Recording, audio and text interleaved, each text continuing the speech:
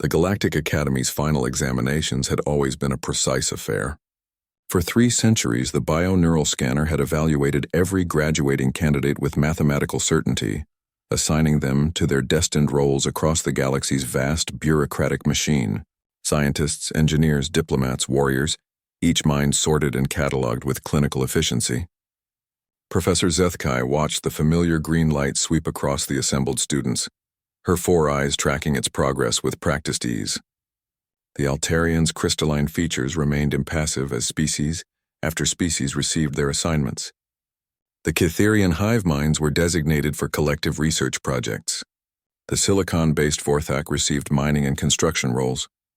Everything proceeded as expected, until the scanner reached Raza Malik.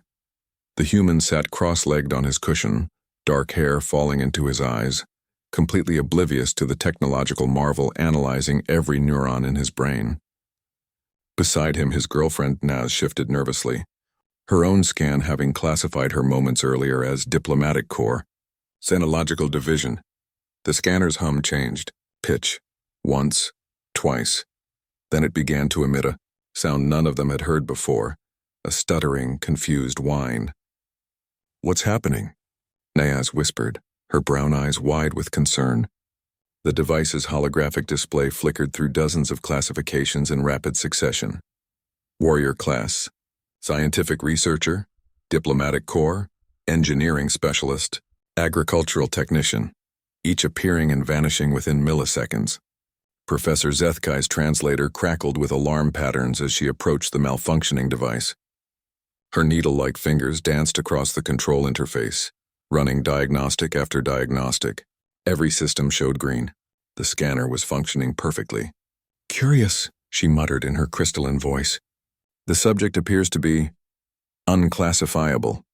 Raza finally looked up, scratching his stubbled chin. "Is that bad?"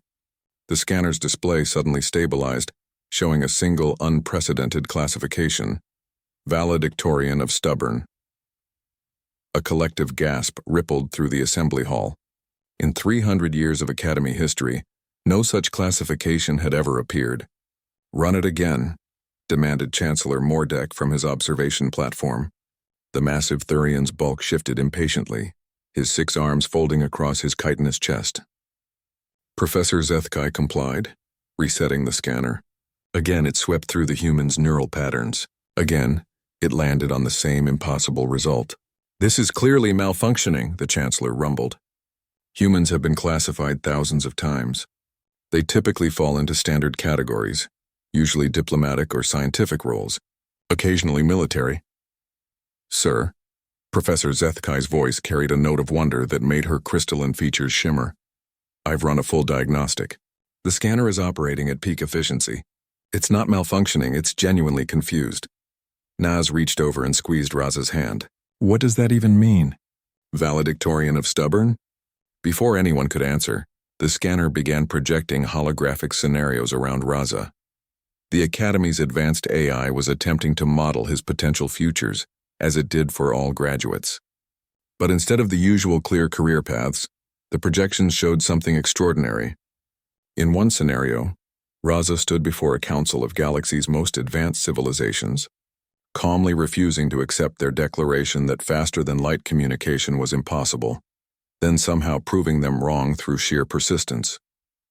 In another, he was surrounded by the mathematical proofs of the Cerebellan Collective, the galaxy's most logical species, shaking his head and insisting there was a simpler way, before solving a millennium-old equation using what appeared to be basic arithmetic and stubborn determination. A third projection showed him facing down an invasion fleet of the dreaded Void Hunters, not with superior firepower or clever tactics, but by simply refusing to accept defeat until the enemy, apparently exhausted by his persistence, retreated in confusion. "Fascinating," breathed Dr. Yilnara, the Academy's head xenopsychologist. Her tentacled head swayed as she observed the projections. "The AI is predicting that this human's primary characteristic isn't intelligence, strength, or diplomatic skill. It's an absolute refusal to accept that anything is impossible." Chancellor Mordek leaned forward, his compound eyes focusing on the human.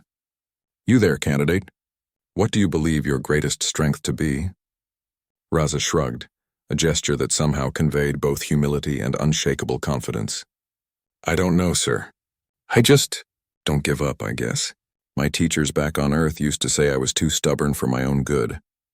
If someone tells me something can't be done, I figure they probably just haven't tried hard enough yet. The projection shifted, showing Raza in a laboratory, surrounded by failed experiments, continuing to work while more reasonable researchers had long since moved on to other projects.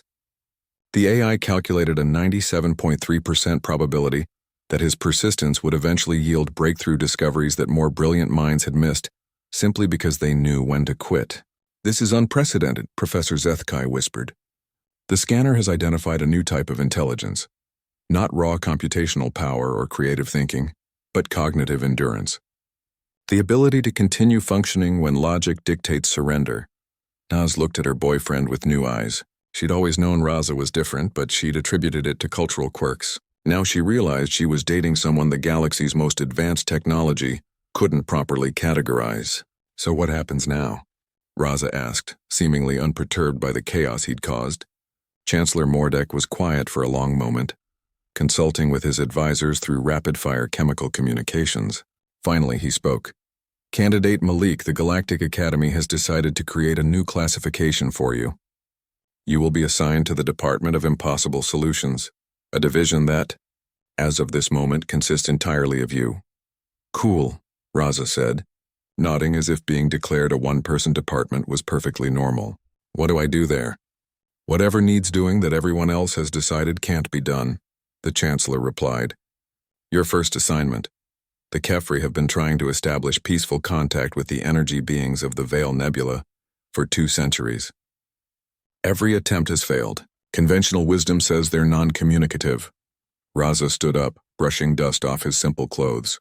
When do I start? As the Academy staff scrambled to process this unprecedented situation, Naz watched her boyfriend with a mixture of pride and amazement. The galaxy's most advanced civilizations had just acknowledged what she'd known all along. Sometimes the most powerful force in the universe isn't intelligence or strength. Sometimes it's just refusing to take no for an answer. The scanner, having completed its analysis, powered down with what almost sounded like a sigh of relief. In its final log entry, it recorded a simple note. Classification successful. Recommend immediate deployment. Subject appears to be exactly what the galaxy needs, even if we can't quite explain why. And in the depths of space, ancient problems that had stymied civilizations for millennia suddenly seemed a little less impossible.